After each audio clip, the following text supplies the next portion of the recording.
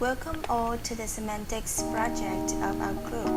We are Thu Ngan, Cao Tien, Quynh Anh, Thao, and Minh, Khoi. In this video, we're gonna provide you guys brief explanation about antonymy with its features and the use of it in specific English tests. So now, let's start.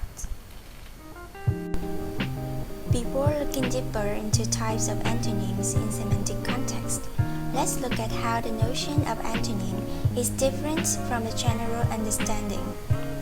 Antonymy in linguistics is concerned with semantic opposition, which means that we are dealing with the relation of senses being opposite. In general context, the pairs of predicates like hot and cold, dead and alive are generally called antonyms without any distinction between the two. However, in semantics context, where we deal with semantic opposition, we will differentiate them. Overall, there are four types of antonymy. Binary antonyms, or also called complementary antonyms, converses or relational antonyms, gradable antonyms, reversives or reversive opposition. We will look into the features, some examples, and the tests to help identify which one is which. First, let's take a look at binary antonyms. They are predicates that, within a pair, cover all the possibilities, and there is no consensus, no gray areas, no middle ground. If one can be used to depict the truth, then another cannot.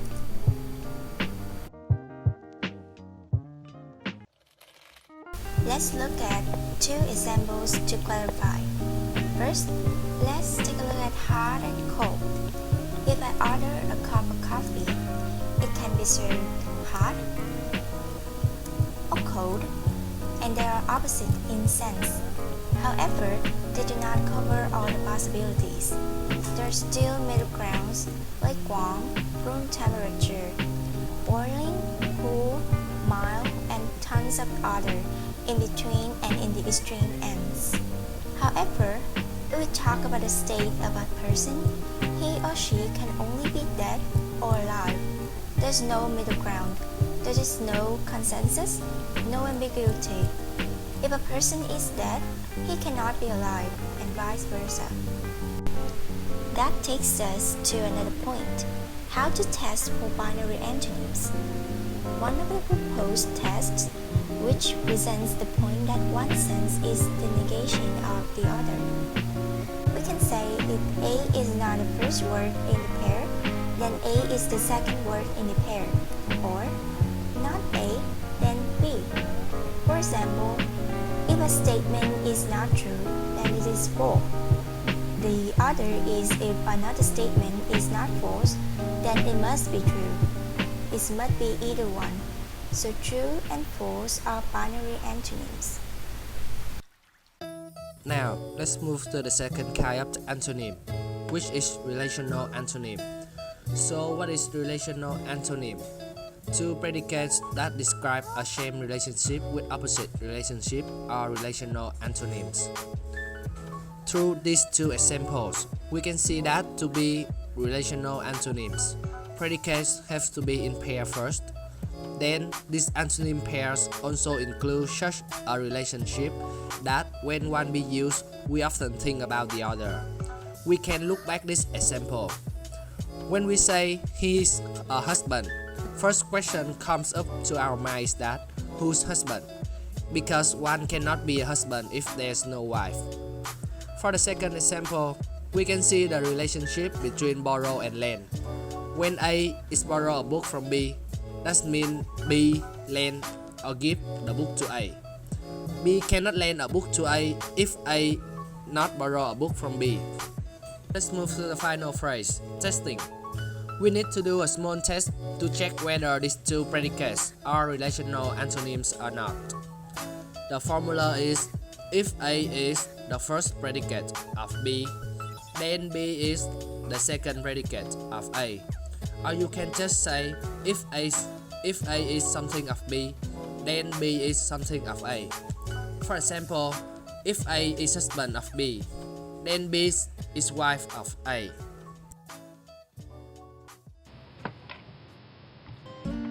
Now, let's move on to the credible antonyms.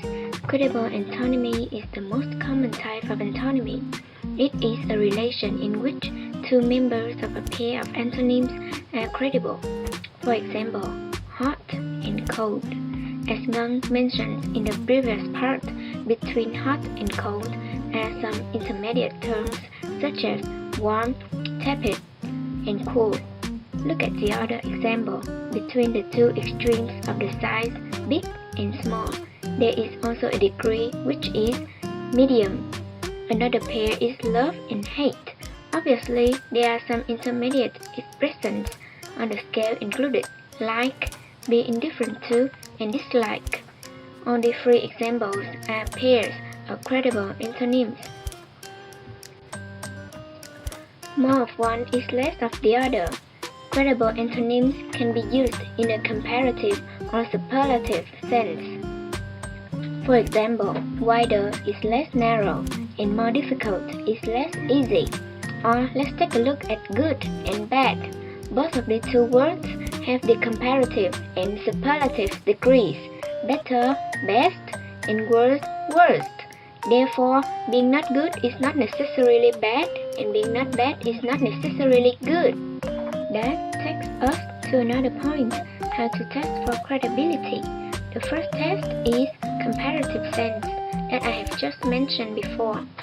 Other good tests are to check whether a word can combine with very, very much, or be used in questions with how much, to ask about degrees. For example, how clever is he? Is acceptable, but how tough is that self? Is not generally acceptable. Therefore, clever is a credible word.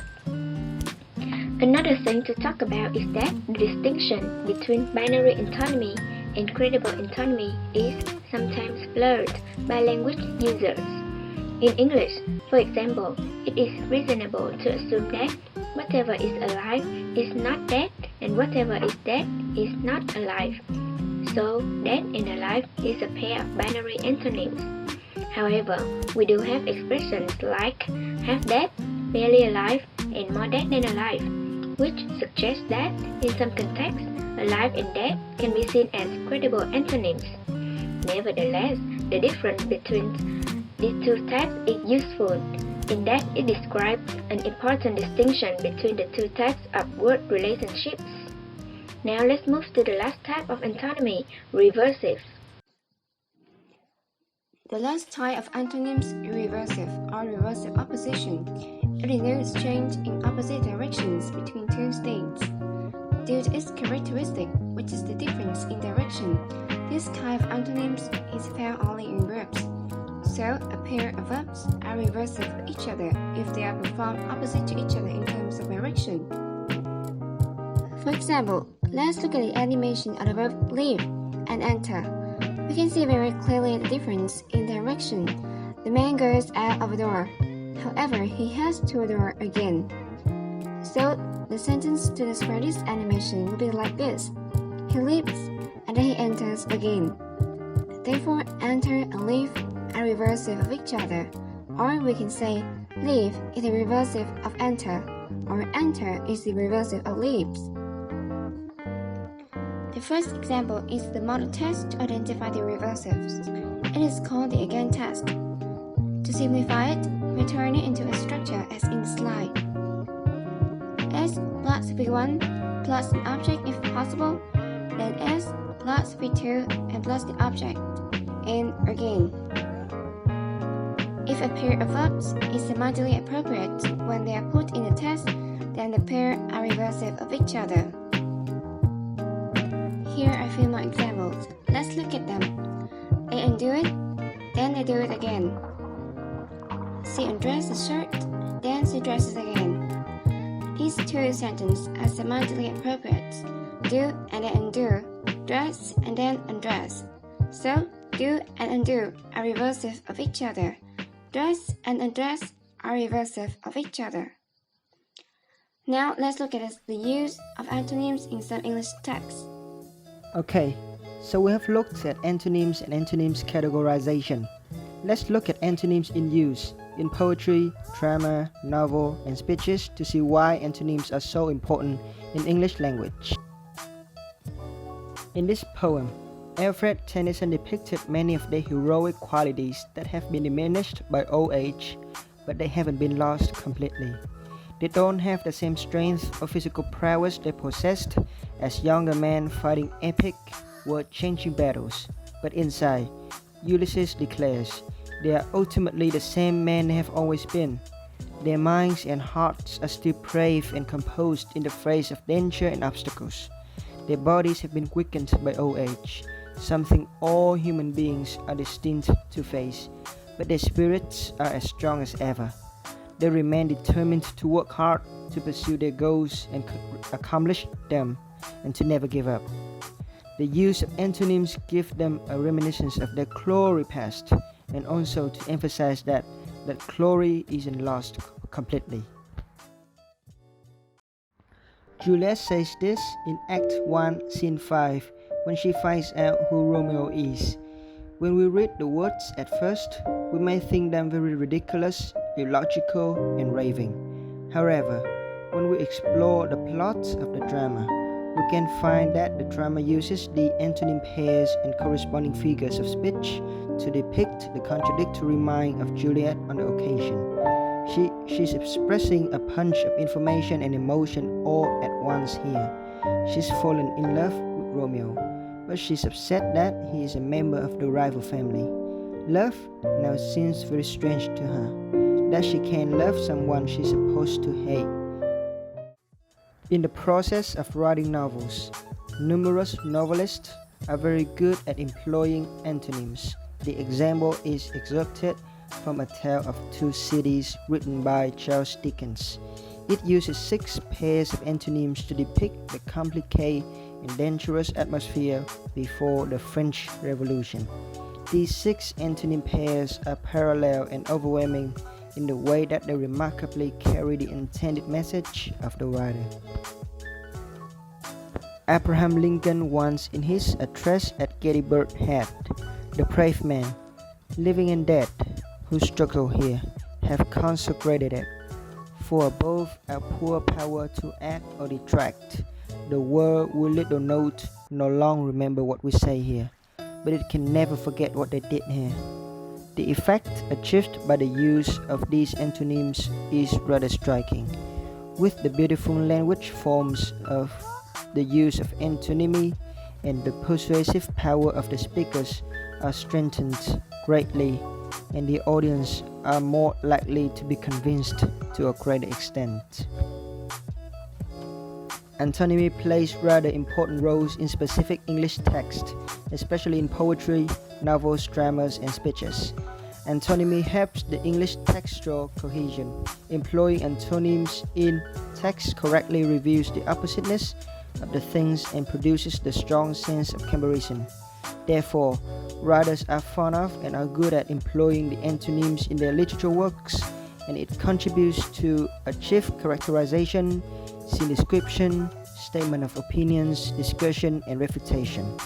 The linguistic study of antonymy in English text helps readers understand and appreciate author's intention much more easily.